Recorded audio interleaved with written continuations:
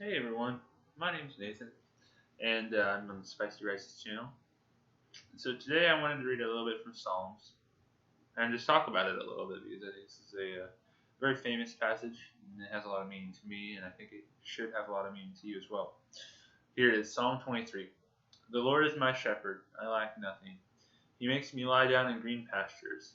He leads me beside quiet waters. He refreshes my soul. He guides me along the right paths for his name's sake. Even though I walk through the darkest valley, I will fear no evil, for you are with me. Your rod and your staff, they comfort me. You prepare a table before me in the presence of my enemies. You anoint my head with oil, my cup overflows. Surely your goodness and love will follow me all the days of my life, and I will dwell in the house of the Lord forever. Wow, those are some bold words that David just said.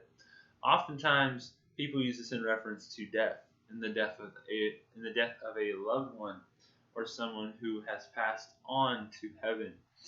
But I believe truly that this verse has a lot more meaning in life than without. I believe truly that this verse can change your life. Because our God is a God of hopelessness. He's not a hopeless God, but He is a God through hopelessness. There is a difference. And I think that oftentimes we think, well, this situation could never get better. This situation is never going to fix itself. This situation is never going to change. And I know I've been there. Trust me, I've been there and I've done that. And sometimes I am already still walking. I will always be walking through some type of hopeless situation that seems like there is absolutely nothing that is going on. And it seems like God has failed. But I want you all to know that God has certainly not failed you. He has certainly not. It says that do not fear, for I am with you in the Bible. I think that's literal. Do not fear, for I am with you. You know, the Lord is with us. He's not just some mighty God who doesn't know anything about creation. He created us, but He didn't just create us to be separate from Him. He created us to be one with Him, in a sense. And I feel like oftentimes we think that, well, God doesn't really understand my situation. God doesn't really care. God doesn't really want to do anything, or He isn't going to do anything. So what's the point of even trying? A lot of times life is going to seem extremely hopeless. And sometimes that's put upon by ourselves. I was listening to a pastor, and it really struck me when he said, like, the saddest thing that I see in adults, because he talks to a lot of adults, thousands of them probably. He's like, is when in their life they just do things that other people tell them to do. They just go where their parents want them to go. They just do whatever they want to do. They just go and do whatever someone else told them to do. Be a doctor, be a lawyer, be an astronaut. Do all those things because someone else told you to do them. And I think that really related with me because, how often are we told to do things, and how often do we tell ourselves to do things that in the end do not lead to our benefit, but rather to our harm? God has a story written out for each and every one of us. Now, I'm not talking about predestination in this. I'm talking about God's plan for your life. You may say, well, it's predestination, right, since God predestined. No. God allows us to choose His plan for our lives. But if we are willing to submit to God in every way, you will see that God's plan is surely better than what Satan has to offer. And times are going to be hopeless. I can assure you that when Jesus was going to that cross, it seemed pretty hopeless. It seemed like God had lost. It seemed like there was no hope. But I tell you that once Jesus had been put in that tomb, there was something beautiful happening. And it was not just in the physical realm. You see, Jesus was preaching freedom and destruction over death. He overcame death. You see, God will lead you to the point of suffering, and you will suffer, but that doesn't mean that that's the end. That is truly only the beginning of what God has planned. Suffer through the times that you need to suffer through. We all have times to suffer through, and we're all going to make bad choices. We're all going to have people that are going to betray us. We're all going to have people that are not following God's plan, and Satan will use them in your life instrumentally. But through all of it, you have to remember that you yourself, you are not like that. That you are not just some wish-wash Christian. You are truly a child of God. And if you want to be a child of God, that means that in good times, in bad times, in the terrible times, in the great times, you are still a child of God. So when you are exalted, remember to keep yourself humble. And when you are humble, remember to keep yourself exalted in God's eyes. And I'm not saying become prideful. I'm saying remember, God is still with you and that God will strengthen you through this situation. Don't be like Judas is correct, or however you say his last name. I don't know. But don't be like him, where he traded Jesus for a bag of silver. He ended up killing himself and his innards spilled out on a field. You see, God's plan is always going to be better than Satan's.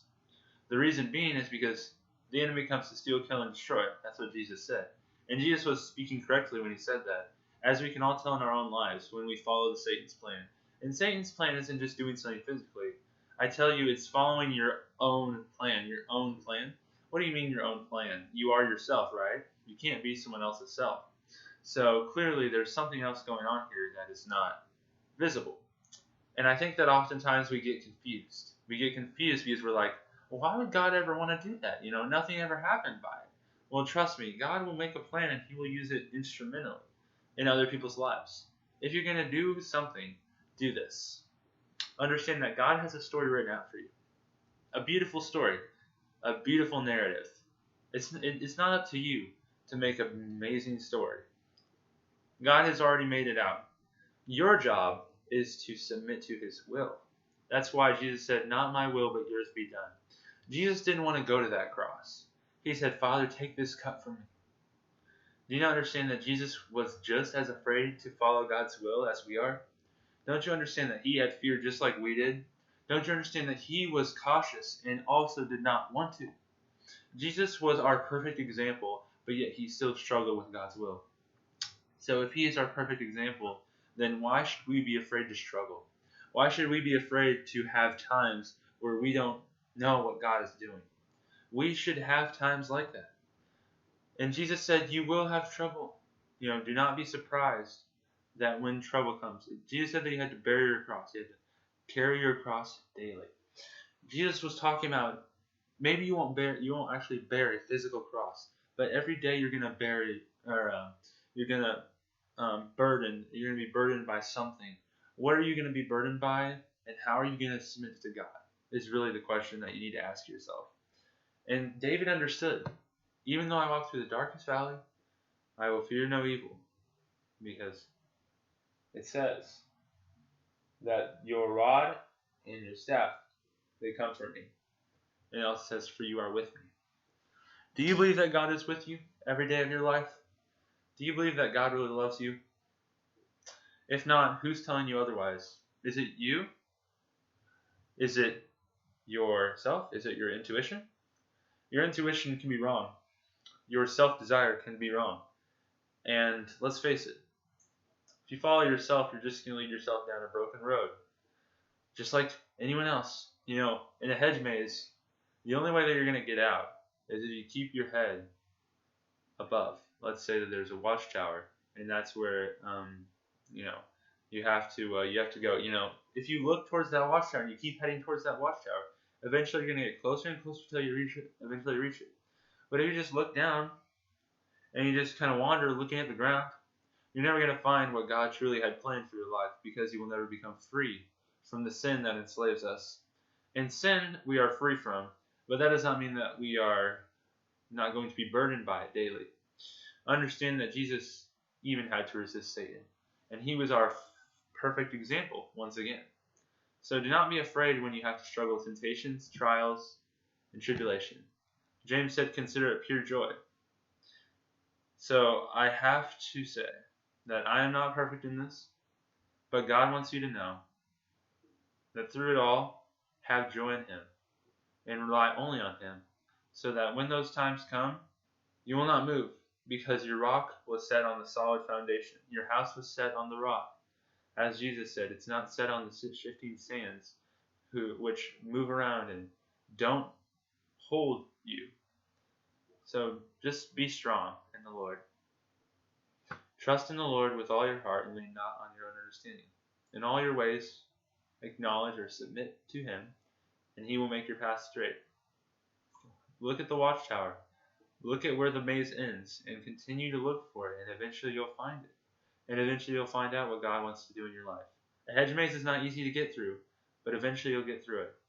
So continue on walking, Christian, and do not be afraid when something supposedly bad or supposedly a suffering or terrible happens, because I'm convinced that the only reason that the Lord allows that to happen is because he wants to show his power through it.